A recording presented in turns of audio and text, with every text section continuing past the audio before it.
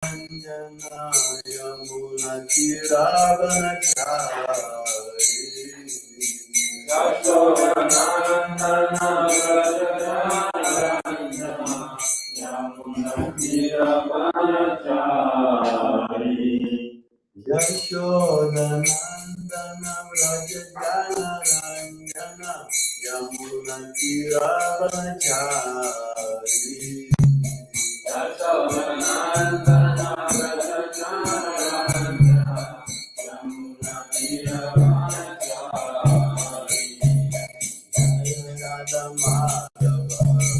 Jabinari Gopijana Vallabha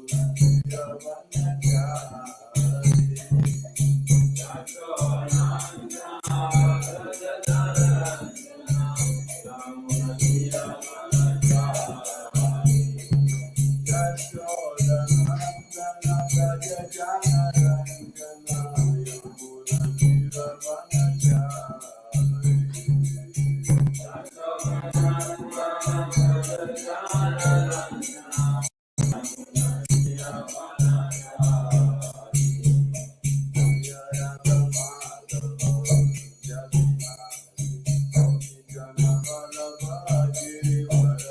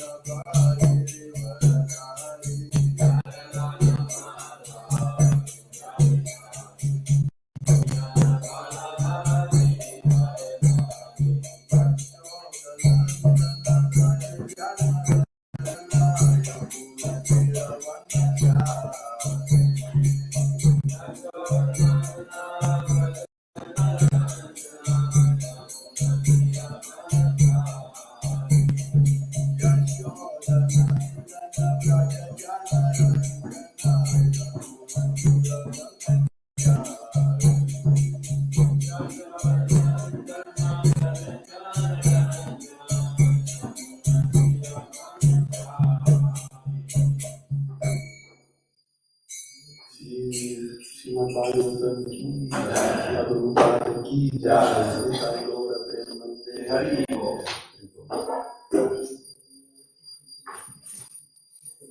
Reading from Srila Prabhupada Lilamrita, abridged version called He Built a House in which the world could live. This chapter is entitled Only He Could Lead Them. Swamiji cut an apple into small pieces, as was custom. He then placed the paring knife and a piece of apple in his right hand and held his hand out to the boy. The boy looked at Swamiji, then down at the apple and knife. The room became silent. Swamiji sat motionless, smiling slightly at the boy. After a long, tense moment, the boy reached out. A sigh rose from the audience as the boy chose the piece of apple from Swamiji's hand. Haridas, I used to watch how Swamiji would handle things. It wasn't easy. To me, that was a real test of his powers and understanding. How to handle these people, not alienate or antagonize or stir them up to create more trouble. He would turn their energy so that before they knew it, they were calm. Like when you pat a baby and it stops crying. Swamiji had a way of doing that with words, with the intonation of his voice, with his patience to let them carry on for a certain period of time, let them work it out, act it out even. I guess he realized that the devotees just couldn't say, listen, when you come to the temple, you can't behave this way. It was a delicate situation. Often someone would say, I am God. They would get an insight or hallucination from their drugs. They would try to steal the spotlight. They wanted to be heard, and you could feel an anger against the Swami from people like that. Sometimes they would speak inspired and poetic for a while, but they couldn't sustain it, and their speech would become gibberish. And the Swami was not one to simply pacify people. He wasn't going to coddle them. He would say, what do you mean? If you are God, then you have to be all knowing. You have to have the attributes of God. Are you omniscient or omnipotent? He would then name all the characteristics that one would have to be an avatar, to be God. He would rationally prove the person wrong. He had superior knowledge, and he would rationally explain to them, if you are God, can you do this? Do you have this power? Sometimes people would take it as a challenge and would try to have a verbal battle with the Swami. The audience's attention would then swing to the disturbing individual, the person who was grabbing the spotlight. Sometimes it was very difficult. I used to sit there and wonder, how is he going to handle this guy? This one is really a problem. But Swamiji was hard to defeat. Even if he couldn't convince the person, he convinced the other people in the crowd so that the energy would change and would tend to quiet the person. Swamiji would win the audience by showing them that this person didn't know what he was talking about, and the person would feel the vibrations of the room change, that the audience was no longer listening or believing his spiel, and so the person would shut up. So Swamiji would remove the audience rather than the person. He would do it without crushing the person. He would do it by superior intelligence, but also with a lot of compassion. When I saw him do these things, then I realized he was a great teacher and a great human being. He had the sensitivity not to injure a person physically or emotionally, so that when the person sat down and shut up, he wouldn't be doing it in defeat or anger. He wouldn't be hurt. He would just be outwitted by the Swami.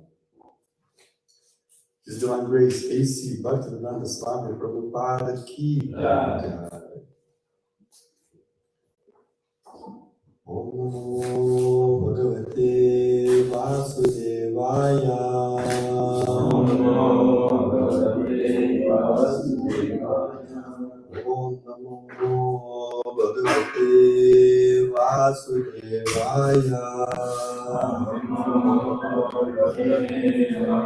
Vasudevaya. Om Namo Bhagavate Vasudevaya.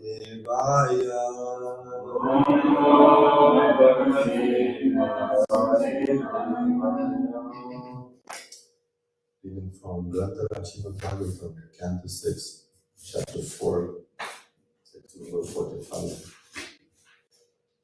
Brahma Bhavo Bhavantascha Brahma Bhavo Bhavantascha Manavo Budeshwara Manavo Vibudeshwara Vibhutayo Mama Yeta Vibhutayo Mama Yeta Bhutanam Bhuti Hetava Bhutanam Bhuti Hetava Brahma Bhavo Bhavantascha Manavo Vibhudeshwara Bhutayo Mama Yeta Bhutanam Bhuti Hetava Brahma Bhavo Bhavantascha Manavo Vibhudeshwara Bhutayo Mama Yeta Bhutanam Bhutava.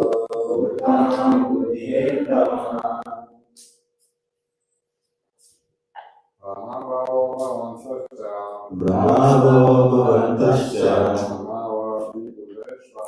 Manavo Vibhuteshvara Vibhutayo Mamaheta Bhutanam Bhutideshvara Madhavo Bhavantascha Brahmavo Bhavantascha Manavo Vibhuteshvara Vibhutayo Mamaheta Vibhutayo Mamaheta Bhutanam Bhutihetava Bhutanam Bhutideshvara.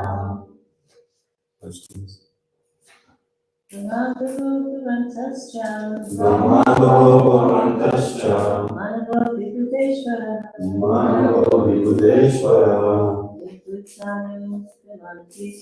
Vibhutayo Mamaheta Bhutanam Bhutideshvara Brahmavo Bhavantascha Manavo Vibhuteshvara Vibhutayo Mamaheta Bhutanam Bhutideshvara. Brahma, Lord Brahma, Bhavaha, Bhavantaha, all of you Prajapatis, Cha, and Manavaha, the Manus, Vibhuta Ishvaraha, all the different demigods, such as the Sun, the Moon, Venus, Mars, and Jupiter, who are all in charge of various activities for the welfare of the world. Vibhutaya, expansions of energy. Mama, mine. He, indeed. Etaha, all these. Bhutanam, of all the living entities. Bhuti, of welfare. Yetavaha, causes. Translation of report by His Divine Grace, D.C. Bhaktivedanta Swami Prabhupada. Lord Brahma, Lord Shiva, the Manus, all the other demigods in the higher planetary systems, and you Prajapatis, who are increasing the population, are working for the benefit of all living entities. Thus, you expansions of my marginal energy are incarnations of my various qualities. Report. There are various types of incarnations or expansions of the Supreme Personality of Godhead.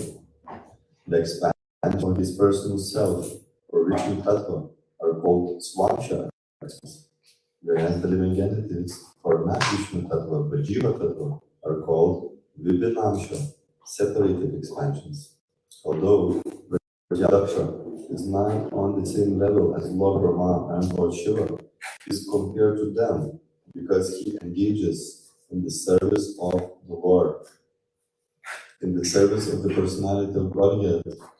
It is not that Lord Brahma is considered very great, while an ordinary human being trying to preach the glories of the Lord is considered very low. There are no such distinctions. Regardless of whether materially high or materially low, anyone engaged in the service of the Lord is spiritually very dear to him. In this regard, Srila Madhvacharya gives this quotation from the Tantra Tirunaya. Visheshaya Vakti Patratva Brahmadhyastu Vibhutaya Tad Antaryaminaschaiva Matsyadya Vibhavasmrita. For Lord Brahmatam, all the living entities engaged in the service of the Lord are extraordinary and are called Vibhuti. As the Lord says in Bhagavad Gita 10:41, Yad Vibhutinat Satvam Srimad Pujitam Eva Va Tatad Eva Gacha Eva Gachatvam Mama Tejo. Know that all beautiful, glorious, and mighty visions spring from the of my splendor, A living entity, especially empowered to act on behalf of the Lord, is called Vibhuti, whereas the Vishnu Tattva incarnations of the Lord, such as Vimatya Avatar, Keshavadrita Mino Sharira, Jaya Jagadisha Hare, are called Vibhav. Om Jnana Timirandasya Janam Janashalakaya Chakshuru Militam Yena Tasya Shri Gurave Namaha Shri Chaitanya Manavishtam Sthapitam Yena Bhutale Swayam Rupa Kadamayam Dadati Svapatantikam Vandeham Shri Guru Shri Kapalakam Guru Vaishnavascha Shirupam Sagajatam Sahagana Raghunatha Pitam Tatsajivam Sadvitam Savadutam Parijana Sahitam Krishna Chaitanya Deva Shirada Krishna Padam Sahagana Lalita Vishakam Vitamishcha He Krishna Guru Sindhu Dina Bandhu Jagatpate Gopisha Gopika Kanta Radha Kanta Namostute Tapta Kanchana Gauri Radhe Vrindavaneshwari Vrishabhanu Sute Devi Pranamami Hari Priya Manchakalpatarubhyascha Vipasarubhyascha Patimanam Pavanebhyo Vaishnavebhyo Namo Namaha Jai Shri Krishna Chaitanya Prabhu Nityananda Shri Advaita Gadadhar Shri Vasadi Gaura Bhakta Vrinda Hare Krishna Krishna Krishna Hare Hare Hare Rama Rama Rama Hare Hare Mukam Karoti Vachalam Prabhu Langayate Vidim Yakripatamaham Shri Guru Dinatara. By the mercy of spiritual master, blind man can see the stars, lame man can climb the mountains, and dumb man can speak eloquently. I therefore offer my respectful obeisance to the Lord, to the master spiritual master.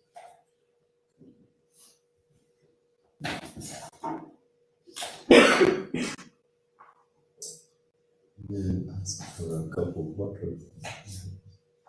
Thank you so much. So, translation again. Lord Brahma, Lord Shiva, the Manus, all the other demigods in the higher planetary systems, and you, Prajapatis, for increasing the population and working for the benefit of all living entities. Thus, you, expansions of my marginal energy, are incarnations of my various qualities.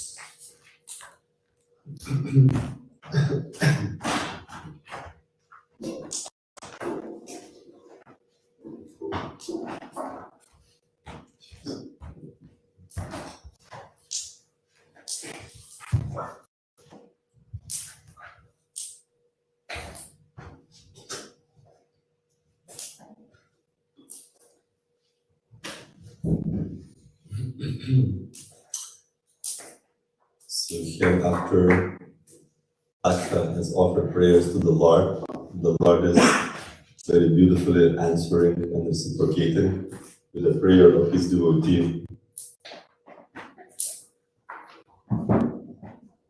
As you can see, the Lord doesn't mind giving credit and appreciation for his devotees. This is a very beautiful reciprocation between the Lord and his devotee. He's not appreciating the work that the Prajapati Dasa is doing. And this is so mystical. And we also experienced that in Krishna consciousness at times that by Krishna's mercy, we take shelter of Krishna, we purify our existence to some extent, we pray for the mercy to execute and perform a certain service to the Lord, to the spiritual master. And then the Lord and spiritual master gives us, at least to some extent, to the degree of our purity and humility. That's I think was the topic. Was it yesterday or the day before? Maybe it was yesterday actually. That is the foundational principle of empowerment, is to become humble so that mercy and empowerment can really flow to the Guru Parampara. And if you become proud, then you stop the flow. So when we align ourselves, at least for the time being, that flow can be there and we can see some, we are able to perform some basic service or maybe something extraordinary. And anything is basic or extraordinary, devotee gives credit to the Lord. However, because that empowerment and the mercy is coming from the Lord and is coming from the devotees, at the same time, Lord becomes very pleased with it when it is done. Of course, when it is done in the right mood, in the right attitude. So, despite of the fact that nobody can do anything without the power and mercy of the Lord, despite it is His power, He still happy to give the credit to the devotee. And this is such an important principle of empowerment. First principle of empowerment is that the Lord, despite of the fact that He is all powerful and is controller of everything, He doesn't hold this whole power to Himself. Although it is only His power, He distributes that power all entire His creation and allows living entities to act on His behalf, to please and to serve Him. You can see there are 33 million demigods just to organize this material affairs. And so you can see that power of Krishna to run universal affairs is distributed to 33 million demigods. And there are so many other beings, etc., who are doing universal work of universal creation. And although in this material world, living entity is also trying to gain some power, but independently of the Supreme Lord, that power is not sustainable. It doesn't last. It only lasts as much as one's good karma. One performs some pious activities and etc., and one gets a certain degree of power. As we were reading this morning about the glowworm. So glowworm is still producing a light. And it's kind of, it has to make, I've seen it actually, the glowworm is actually shaking a little bit to produce this green light. So it is trying to make an endeavor, an effort to produce the light, but it lasts for a few seconds and it is gone, and it's not illuminating really the dark sky. Although we may impress other few glowworms by this power, but it's not really illuminating the darkness of night. And so this is the living entity when it is not connected to the power of the Supreme Lord. Through humility, it is disconnected to this false ego and false prestige that I am in control, I am in charge, I have all the power, and etc. When that disconnection is there, it is actually abuse of the power, because any power that is there in existence is meant to serve the Supreme Lord and to serve His devotees. And if it's not, used in that way, then it is abuse of power and it is a disconnection from the mercy of the Lord. So you can see living entities are completely disconnected from that principle, who are materialistic, atheistic, and mundane. And you see their powers. There's so many great personalities come and gone. In the look in like a very, very powerful this and this. George, the number 1 and number 4, and then Napoleon, Bonaparte, this number, that number. There's so many great personalities. They come and gone. Even they slept, some of them 4 hours a day. Even they conquer the empires. There was so many great personalities in the world. But their fame is coming and going, and some of them is not even remembered anymore. Like you mentioned another day, some of them been thrown into the river. The statues been thrown into the river recently, because at that time they were great, but because their greatness is relative. That's the problem with the relative greatness. Now we elected this wonderful personality, and everybody is like, wow, this is so great. Although it doesn't happen so much nowadays. People appreciate their leader, but sometimes they appreciate, some opposing party who is against, the leader. and they may be doing something, very valuable, etc. But their power is limited. So maybe 10, 20 years ago, the person who was praised today maybe completely get condemned. And we can see in the history, some revolutionary came, was a great personality, and then got in charge and abused their powers, and they've been kicked out by some other person who came. So this is relative disconnected empowerment that is just trying to be something in the material world, just based on one's ego and maybe some piety accumulated from previous life, and putting oneself into the pedestal of being a great personality. Then later on somebody else comes and becomes greater, or how you call it, defames. That's another thing people establish themselves in Kali Yuga. The more you can defame other person, the more you can establish yourself.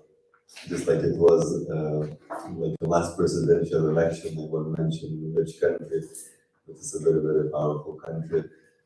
And there was these two presidents, they having a discussion. And it wasn't like, how what are you gonna do for the country anymore? That's practically non-existent nowadays in the presidential election, but they was just like poking and pointing out, the problems of what other person has or could have or may have or what they didn't do or what they could have done. And then in that conversation, the discussion was reduced to the voice was reduced to the conversation of the children, and it looked like a 2, 3, 4, 5 years old, battling each other. So it became like ridiculous with that. So all this disconnected came just to establish one's as a false ego, or establish one's country or nationality, or even a certain group, bring forward, a certain group, and then another group comes. It just doesn't last and doesn't have any total value.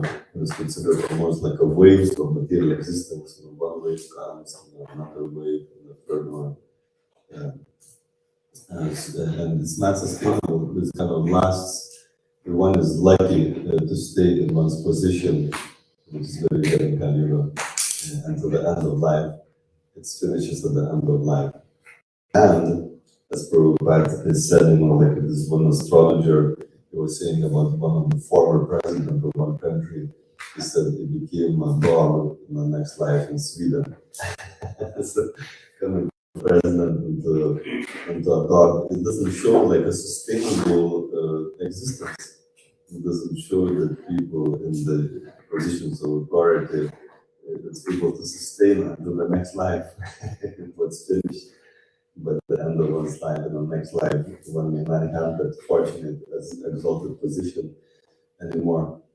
But when we read about the fame and greatness of some devotees of the Lord, we read about Prahlad Maharaj, Dhruva Maharaj, Prithu Maharaj, all this eternal fame, and it shows the people who hasn't abused the power of the Lord, that they use the power whatever is provided, and with the position, with some quality, with some authority, with some expertise, it comes, a certain power.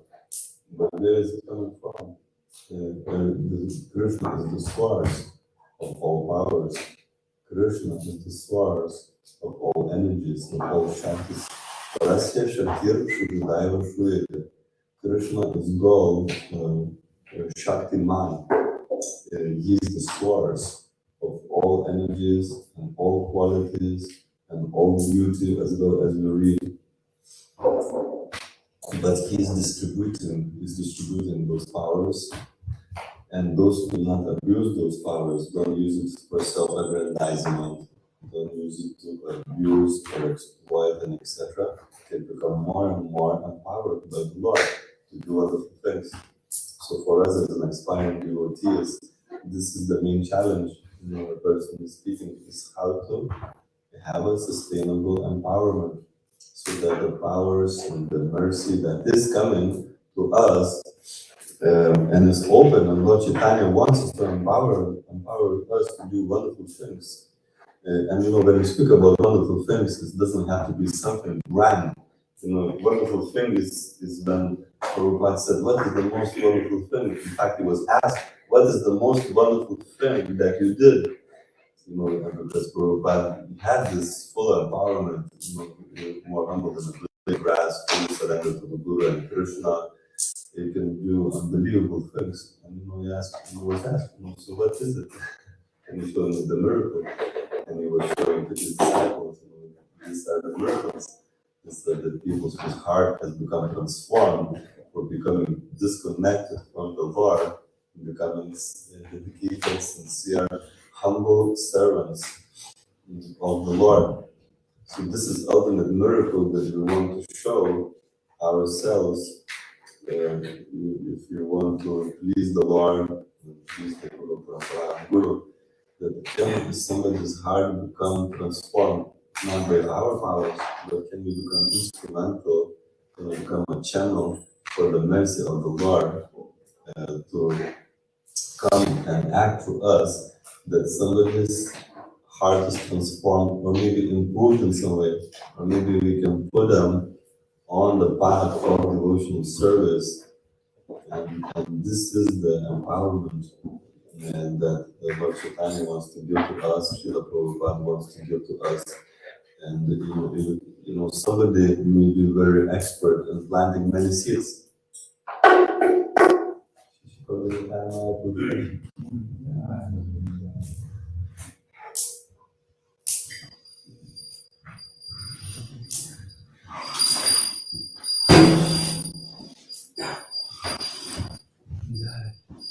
So somebody may be, like spreading when you go out on Harinam, for example, just throwing the seeds in all directions, planting and throwing the seeds left, right, and center. And this is a wonderful, wonderful service, is because somebody is going out and planting those seeds, but then somebody else might be watering the seed. Somebody else may be removing the weeds. Sometimes weeds grow as well, but back to Lata Bija.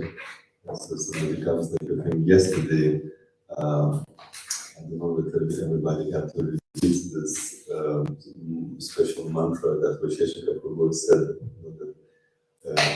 I am living to be corrected. So this is a mantra. Somebody got me yesterday to repeat it, and my ego didn't like it. It wasn't so, it was painful a little bit for the ego to repeat this mantra. I was a bit regretting, why did they say it? They really understood that it's good for me, that they have to say it. So when we say like this and we have this mood, then it opens up opportunity for somebody to come and do a bit of reading. Because if somebody comes to do some reading, imagine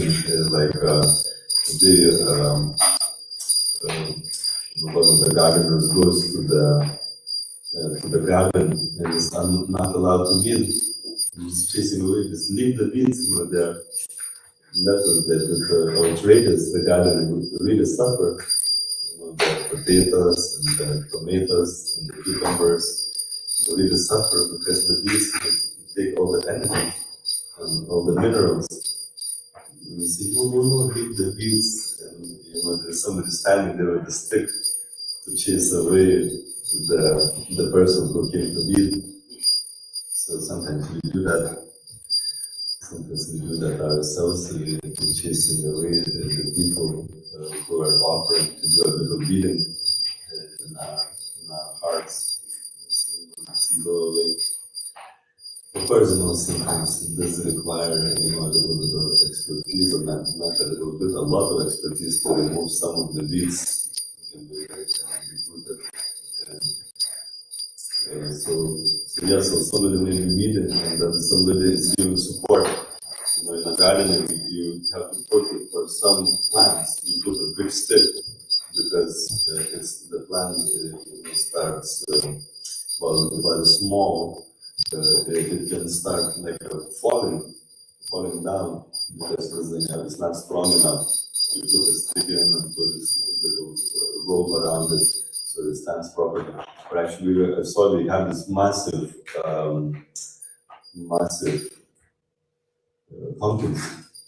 Anybody seen those pumpkins in the greenhouse? It's a huge, massive. So the fruit has become so huge that actually the plant needs support because it's producing a massive, huge pumpkins. So just because of that, it needs some support and strength. So somebody may become very powerful and empowered, producing big, massive pumpkins. But it doesn't mean that they don't need support. They also need some support to maintain the fruits that they're producing.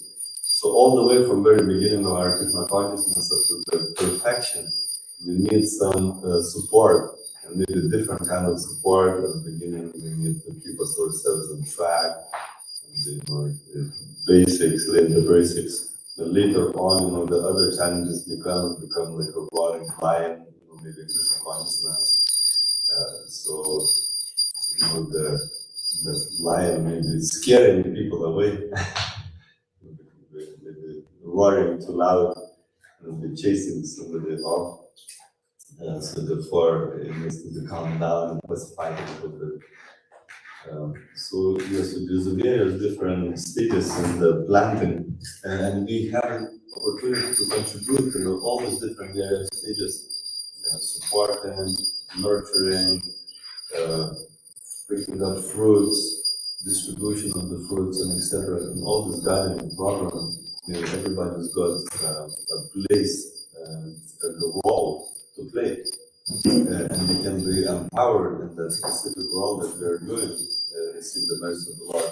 I mentioned yesterday that the Bhagavatam is the humility, so we should not abuse and misuse those powers is given to us, Krishna. So we can serve him.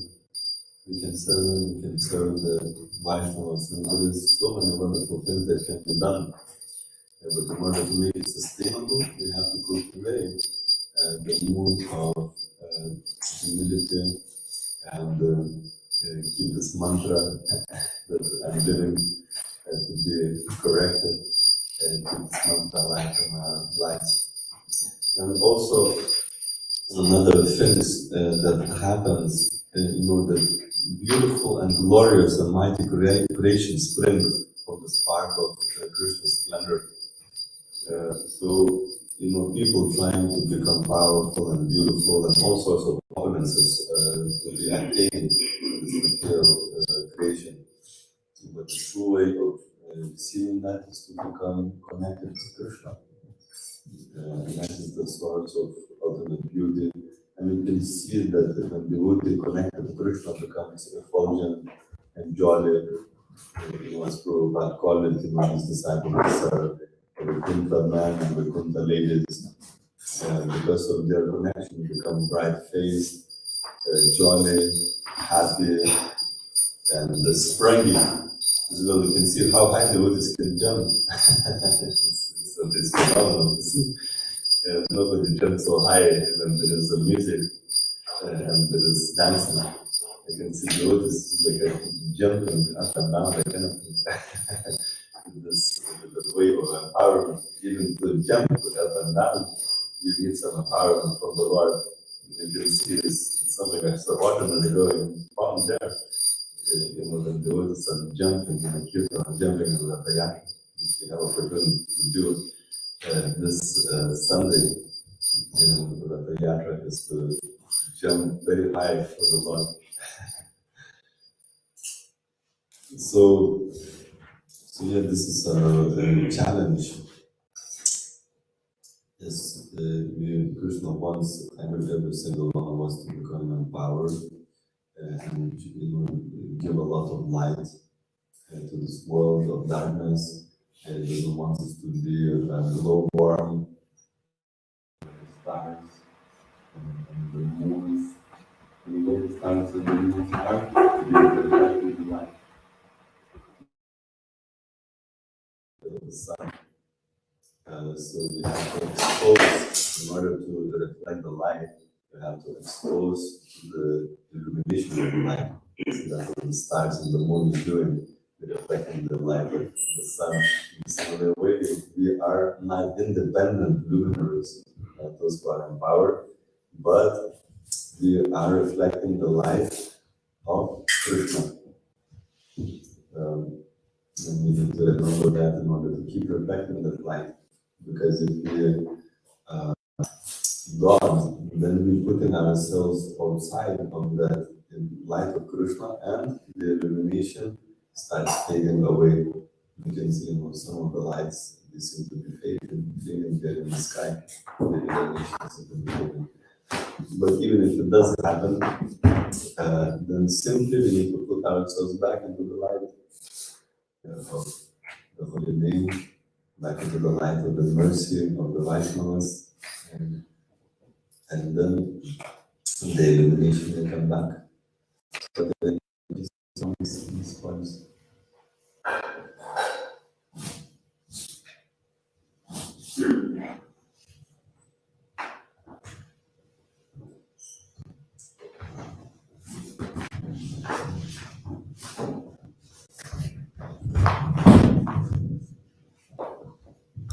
Thank you so much for that.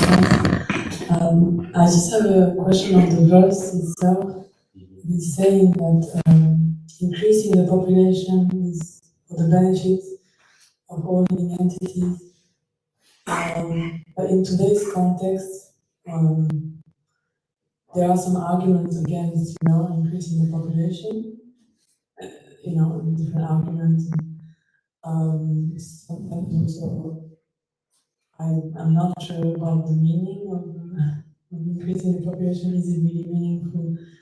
And I mean, there are so many souls, so many, and we can't count them. And so many souls should go back to Krishna.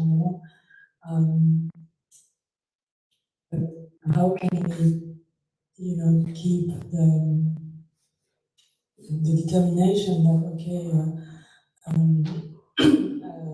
having children and raise them to Krishna consciousness is really meaningful. How can we keep this determination in the face of so much misery around and so many souls struggling? Do you see my question? Thank you for the question.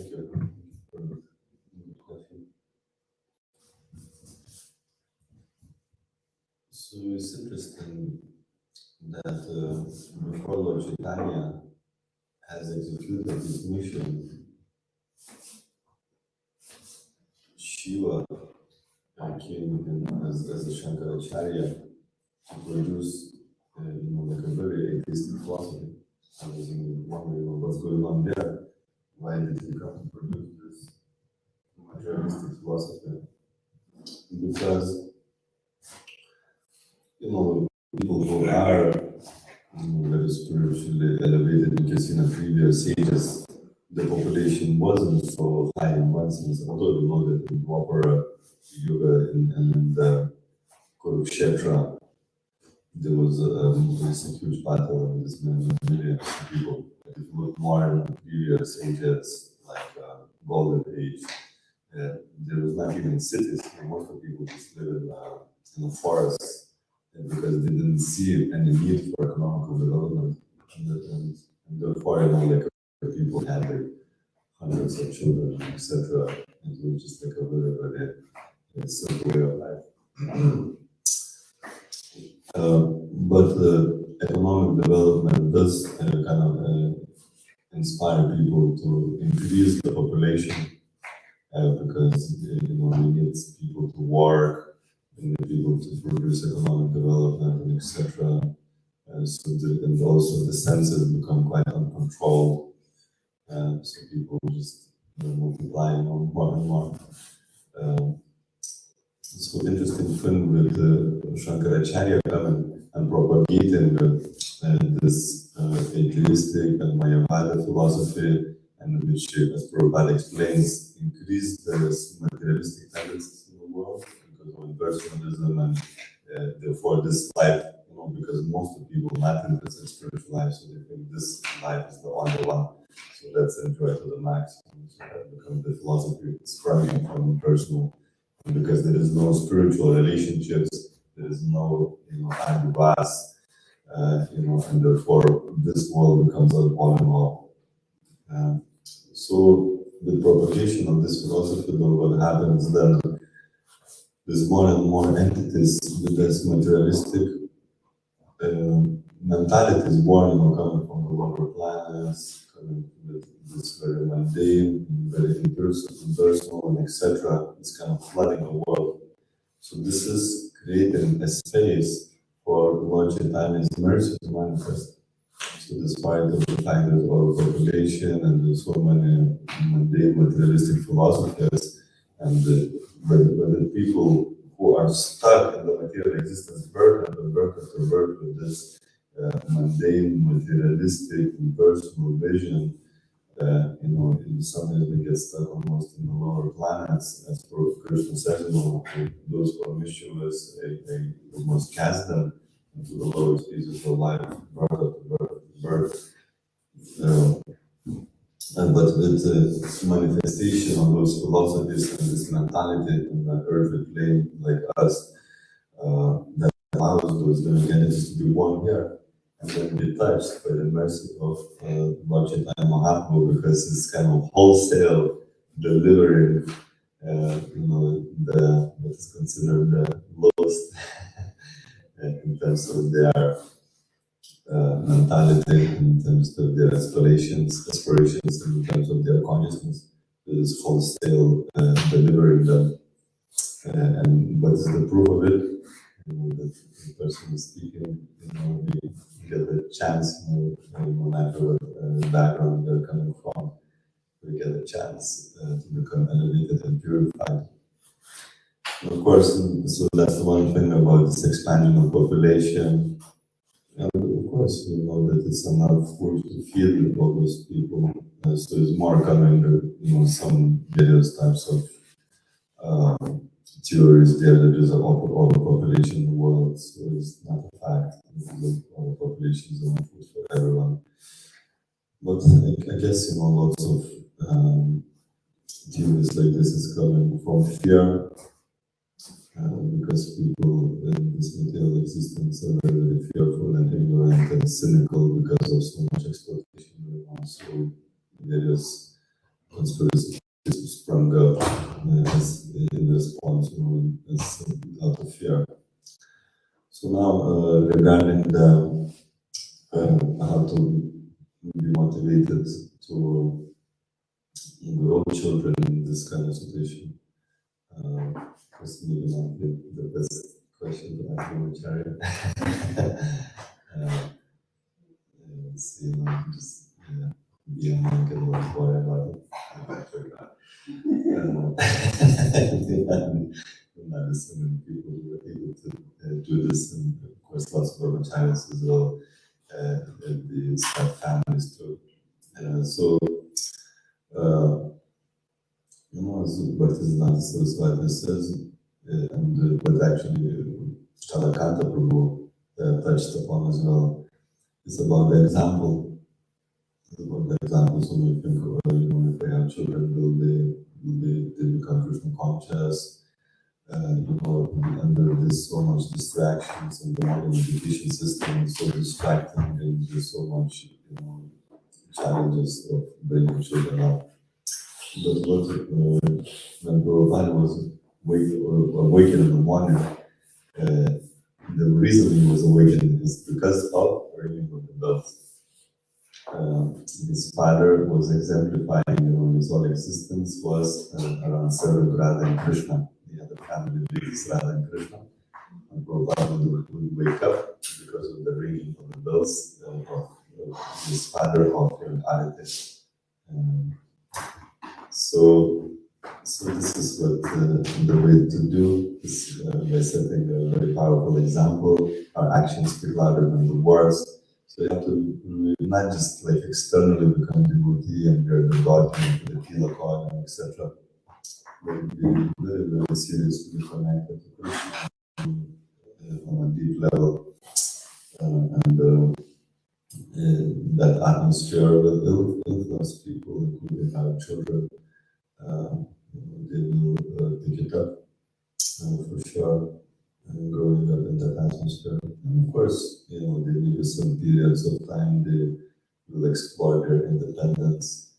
But if they had this very powerful ringing, they will come back to Krishna consciousness. And if they would be with him, some people do, some people don't, to explore their independence. But you can see now, for example, the mind is exploring his independence because he's now 16 years old. He's becoming an adult from a teenager.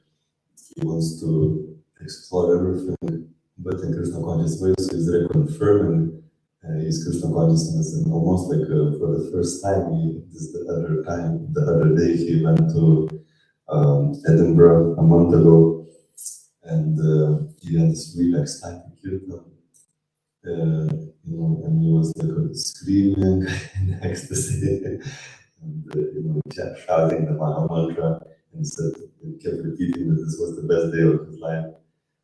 So he kind of grew up in a Krishna consciousness, but now he's got this freedom of will, and he's engaging with Krishna's service, and Krishna is reciprocating wonderfully. He's confirming something that he grew up with, is now confirming in his own life and getting his own verification and conviction by his own exploration. So it's just like how to bring people to the point that when they are more ready to explore their independence, that they really get in Krishna conscious way. So that's this question to some extent. So stop here. Srila Prabhupada ki jai, Antara Srimad Bhagavatam ki jai, Nitai Gaur Premanande. Raghunatha Bhatta Prabhu ki Bhakta Vrinda ki jai.